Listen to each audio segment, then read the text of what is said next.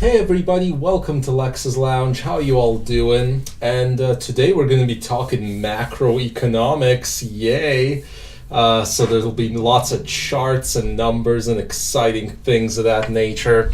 And I'm hoping you guys enjoy it because where are all the stoner channels that do macroeconomics? That's what I like to talk about when I'm all baked is economic type of things. So today my goal is to prove to you guys my hypothesis that I made in a video a couple years ago as to how the next great global recession is going to happen. And I made the argument 2 years back, I'll link to that video in the description, that it's going to be a national debt crisis that's sparked either by Japan or by the United States. Due to the events over the last couple years, I am now more convinced than I ever was that the national debt crisis will actually be sparked by the United States. And today I'm going to show you guys why that is and why I don't think that the Trump administration is going to make a dent in changing that outcome and why I really think it's inevitable. So let's start with this. This is the US national debt, the total, both the public debt in blue and the intergovernmental holdings in green. And this is that national debt clock that you guys hear so much about that's currently approaching 22 trillion, or maybe it's over that already. Either way, it's a completely silly number that I never thought it was going to reach 10 years ago, back in 2009. But there you go. So it's rising, and you can see that it's really gone out of control since the Great Recession started. If we go over to this chart, guys, you can see the federal debt held by the public as a percentage of gross domestic product. This is a bit more important than the national debt, because the national debt can be low or high, but it's really a function of your total product that determines whether you have to worry about it. And as you can see, over the last many years, from 1790 to now, this chart is from about 2015 or so, but for quite a long time, the national debt as a percentage of GDP has rarely gone above 45%, and really its peak was in World War II. At the peak of World War II, it had gone to over 100% due to all of the war expenditures. But now it's suddenly approaching that again. In fact, we are over the World War II numbers. If we zoom in, we are now at about 108% of GDP, and things don't look like they're going to get much better. And you can see Obama, under him it rose. Under Trump, it seems to be rising despite the fact that the economy is kind of firing on all cylinders. So that's not particularly good. Then the question is, well, how fast is GDP actually growing? Because a lot of Trump supporters will say, that's okay, Lex, we can fix that with growth. No, you can't. It's probably not going to happen anyway. And here's a chart as proof. So if you go back to the 1950s and 60s, when the United States had a huge manufacturing economy and that kind of thing, and it was growing very quickly, yes, you had annual GDP growth of 4% and above. But if you look at 1990 to 2018, in fact, the average is, well, it's about 2.7% at best. We had like the heyday of Bill Clinton, where it was at 4% for a few years during the pop of the 90s economy. But, you know, as the advantages of NAFTA, meaning the cheap price products, began to be less significant than the jobs being sucked out of the United States, you saw the growth go down. It even contracted during the Great Recession, and now it's still hovering at 3%. There have been some isolated quarters where you hit 4% annual just for the quarter, but unfortunately Obama had a couple of those, Trump had one of those, but it cannot be maintained. And if you're going to catch up to the national debt through growth, you got to be at over 4% for a prolonged period. This is probably not going down. And the other thing that's not going down is the deficit. The deficit is accelerating too. So that's the second problem. So this is total deficits and surpluses in the US as a percentage of GDP since 1969 and a projection to 2029. And you can see that most years governments run a deficit, and only Bill Clinton for a little while ran a surplus.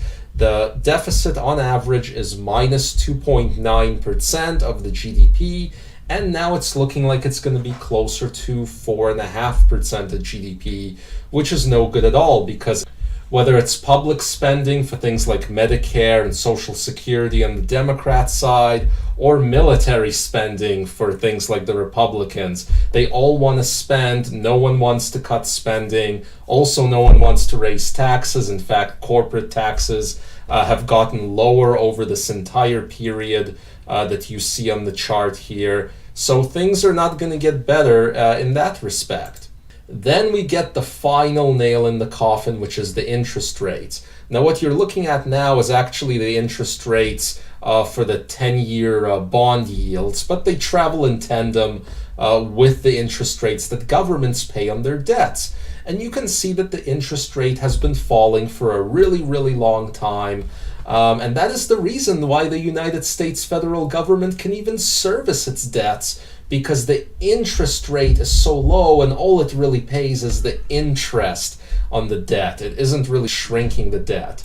I'll show you guys what that really means right here with this image. This is federal spending by function 2015. You can see that a lot of it is eaten up by Medicare, Medicaid, and Social Security. A lot of it is eaten up by the military as well. And there's in red that interest on the debt at 6.1%. Go to 2019, and it's this gray area. That's 9%, quite a bit worse in just a few years. And then the projection for 2024, it's 13%. And these projections that they make, they assume best case scenarios like no recessions and decent revenues and decent growth. Like, it could easily be more than that. Once the United States is no longer able to service its debts, that's when things are going to come to a head. And that's when I think we're finally going to have a national debt crisis. And that's going to take quite a long time. Now, once again, to hammer the point home about why we are not going to escape this through incredible job growth, this right here is the change in non-farm employees each month in thousands for about the last 15 years running. And you can see that on average, the United States, since the Great Recession, has been gaining 200,000 jobs a month, maybe a little less than that on average, but they've had it pretty good.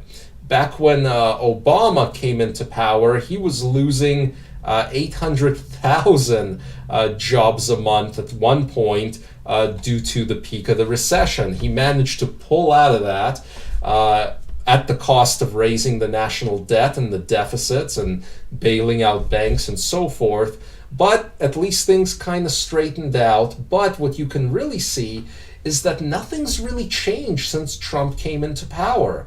We are at 103 months now of consecutive job growth. And even though this chart doesn't go right to today's date, the numbers have pretty much stayed consistent. What's improving now a little bit is wage growth, but the improvements are still quite modest, 3%, that kind of thing. So you can see that nothing's really going crazy in terms of the juiced economy or the crazy job growth that the 2017 tax bill promised. In fact, most of those tax cuts went into share buybacks in the stock market and into the pockets of wealthy people. That doesn't really stimulate the economy. If you think it does, then you believe in trickle-down economics, which I hate to be the bearer of bad news, just doesn't work. And this is just a historical chart of the civilian unemployment rate in the United States. Yes, as you can see, we are at a 50-year low. The last time it was this low was 1969. But you can also see that recessions happen every 7 or 8 or 9 years or so. And unfortunately, that peak employment doesn't even last that long historically. So it would be super duper strange if it lasted a prolonged time. The most prolonged periods it's ever lasted was, like 1952 to 1955 and 1965 to about 1970. Like, it doesn't last that long, so you just can't count on that pulling growth ahead that much. So there you go, guys. I predict that this figure, the national debt, and this figure as it relates to the GDP, and this figure, how much is the interest rate of federal spending, these numbers will just keep getting worse until things finally come to a head, and that is how I justify my whole national debt crisis hypothesis. Let me know in the comments section what you guys think of it. Subscribe if you're new here, and hit that like button if this was useful, and maybe we'll do more macroeconomics some other time. On that note, guys, we'll see you all next time.